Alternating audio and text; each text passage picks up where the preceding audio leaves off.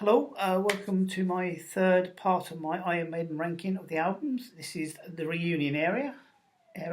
Adrian has come back, Bruce has come back, and they've gone from two guitars to three guitars because Jannic's still there.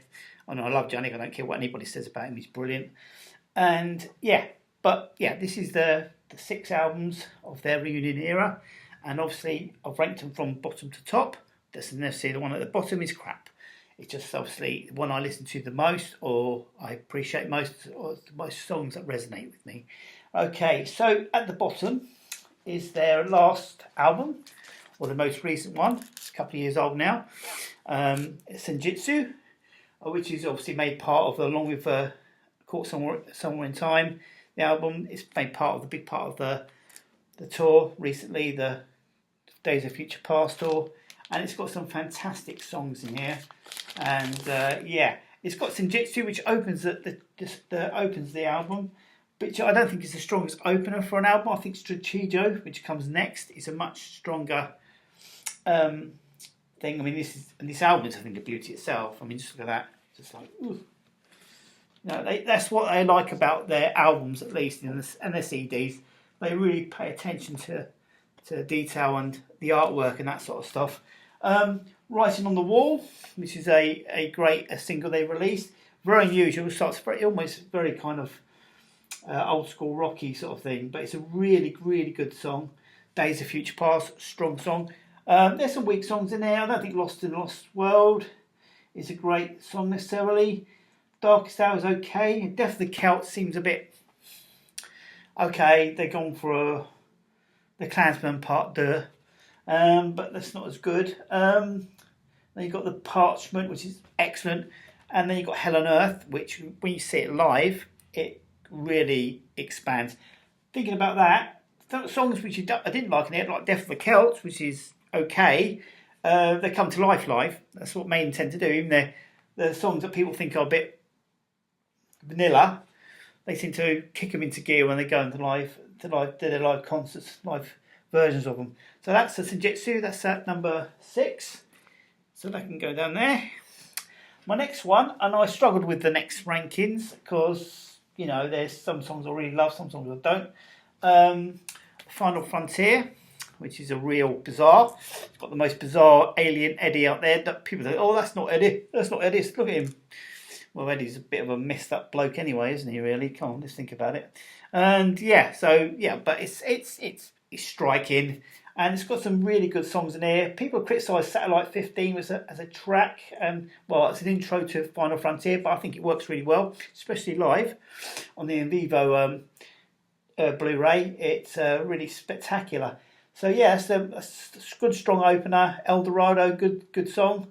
Mother of Mercy is okay. Coming Home is a really, really good song. It's a really moving song about going on tour and flying back, which is, I guess, is Bruce's bag at that time. He was flying the band all over the world. It's good, strong songs. Starblind, good song. The Talisman, which is a good banger. It starts off really small, slow and melodic, then it kicks in. So that's a really good song. The Man Who Would Be King. When the Wild Wind Blows, which is an excellent song, very thought-provoking. That's really good. One thing I'd say about the criticism some people have about this era, which I think is unvalid, that they're going all proggy. I think if you see a recent interview with Bruce Dickinson, he said, we're blokes in our 50s, 60s and 70s, so we're going to go a bit proggy as we get older. We're not the people who made Number of the Beast, 40 years ago. We're not the same people. So I think anybody thinking, I want them to go play hyper speed, hyper fast songs. Really? Okay, you try that. They try at my age, try at anybody's age, but past 50, and they start getting get a bit tired. My next album, which will be the number, should be this one, the next one on the ranking, The Book of Souls. Again, a really strong album. I mean, it's got an interesting thing. It's got like the opening, Eternity Shall Fail, which is a Bruce Dickinson song, which is one of his, which Steve Harris repurposed for an Iron Maiden. Then obviously Bruce later on his own did a slightly different version for his own solo album, and that's a really strong song, really kind of atmospheric, sets up the album. Speed of Light, which is a fantastic banger, as you know. The Red and the Black, which is my personal favourite on here, one of my personal favourites, yeah, definitely. Okay, the Red and the Black, some good songs. I mean, not a strong amount. Death of Glory, bit of a banger. Man of Sorrows, Tears of a Clown, which is a poignant one about Robin Williams, which is quite moving. But like I said, there are weaker tracks on here. But like my favourite over the Red and the Black is Empire of the Clouds, which is this notorious 18-minute track, combining storytelling, history, and brilliant musicianship, starting with a piano piece played by Bruce Dickinson. So I think this is a fantastic album, and I think it's it's a really good one, really strong one. The tour with this, which I wasn't able to see, is apparently I've seen some videos of it. It looks really spectacular. Anyway, so that's my this bank in there. So right, the next one, Dance to Death. Like I said, it's struggling with albums sometimes. I think they had a perfectly good album cover for this one. If you want to put that cover with Reaper Eddie, and he's surrounded by some ghostly hooded people around him, which would have made a great strong album cover.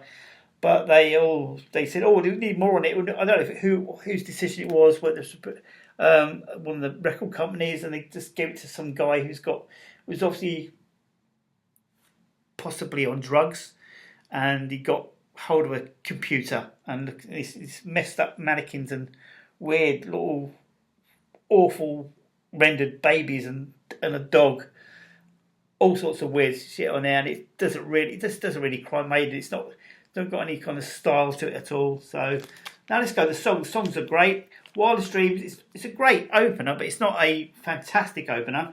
Rainmaker, who's on there, which would have been good. And No More Lies also. Monsignor, I know you say that, but that's a really good track. I like to hear that live. I don't think we'll ever hear that live again. Dance to Death, obviously, is a really good, strong track. Gates Tomorrow, unremarkable. New Frontier, pretty good one with based on an idea and some lyrics by Nico McBrain. Well, I don't think he wrote it. I think he had some of it involved, but it was his idea anyway. So that's a pretty good sort of Passchendaele, which is one of my favourite tracks on here, which is like this epic World War I story, which they're good at. This is how to do world wars properly, and they did it with this one with Passchendaele. The Age of Innocence, which is like almost like a middle-aged man rant about the state of the world, but that's really a stronger song as well. And then their only acoustic thing, I believe, Journeyman, which is really great. I would love to hear that live. Like I said, I'm not sure we're going to be seeing how long Maiden lasts in the next couple of years. I do not know. I don't think we're going to see any of these songs played again. I'm hoping there will be, but I don't think there will be next year, obviously, because they did concentrate on the first 9 albums. Anyway, so that's Dance to Death. Number 2 on the list, which is getting to the top, is their Brave New World, which is the return, which showcased the return of Bruce Dickinson and Adrian Smith, turned them from a 5-piece to a 6-piece, and I think it's a great way to come back. It's like they came back strong. They really came back strong in this. The Wicker Man was a great banger, great opener. If you see the Rock in Rio show from 2001, or is it 2001? Yeah. It's a fantastic opener, fantastic strong opener with Adrian Smith on guitar. Great things. Blood Brothers, Ghost of the Navigator, fantastic. Brave New World. Blood Brothers especially, it's an amazing song. Then you got bangers like The Mercenary, then you got Go Bit Bit, Dream of Mirrors. One of my favourite tracks in there, Out of the Silent Planet, which is a fantastic song, which I wish they would play live again. It's doubtful that will do in the present future. Depending on time, where these guys want to retire at some point, after this Run for Your Lives tour, I do not know. So I'm going to see them one last time, hopefully, before they do that. But maybe they'll go away and have a lie down and, let's let's go back into the studio, or let's go back and do some of these older songs as well from the reunion period again. Outside on Planet like that. Yeah, so it's a really good, strong comeback album, I guess, a reunion album. So yeah, that's a really good one. Right, my favourite album, which I wish, because I never one of the other tours I've missed, is the Matter of Life and Death. This is my number one album from the reunion period. It's fantastic. This thing. I mean, there were people at the time who went to see it. So, they played the whole album, and he played the other songs afterwards. Sort of thing. So what? I would have loved to be in that audience watching them play the whole album. I've seen some videos of it. It looks great. It's got a really good opener, Different World. It's a funny story. I watched a video of someone criticising Different World and said, you could put the chorus and stick it on a CW title sequence. Yeah, you probably could have any kind of fairly upbeat, rocky song you could put on a CW series. So what? And then he went on to say, well, the rest of the album's crap. Obviously, never listened to the rest of the album, I don't think, because he wouldn't have said that. These Colours Don't Run, which is fantastic about... about the general life of a soldier, really. Like you say, I don't know how, obviously, where they talk to people, talk to soldiers, whatever, it's when they get their ideas from. But it's a really strong song. Brighter Than 1,000 Suns, which is about Oppenheimer. And then you've got The Pilgrim. Then you've got another World War II one called The Longest Day, which is a fantastic song, which is really good. Out the Shadows. Good song, strong song. And the masterpiece on here, two masterpieces as far as I'm concerned, the Reincarnation of Benjamin Breed, which is a fantastic, epic song. Really strong song. And I think it's a masterpiece, and that's one of the best songs on this album. I mean, all in all, it's fantastic. Then, obviously, For the Greater Good of God, which is my personal favourite on this album, which is a really poignant, strong song. It talks about a lot of ideas. Talks about how we handle these ideas and what we do with them.